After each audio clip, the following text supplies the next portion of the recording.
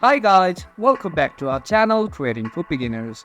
In today's video, I'm going to show you how to download MetaTrader 4 on your PC. So, without further ado, let's jump right into the video. Firstly, open your default browser and search MetaTrader 4.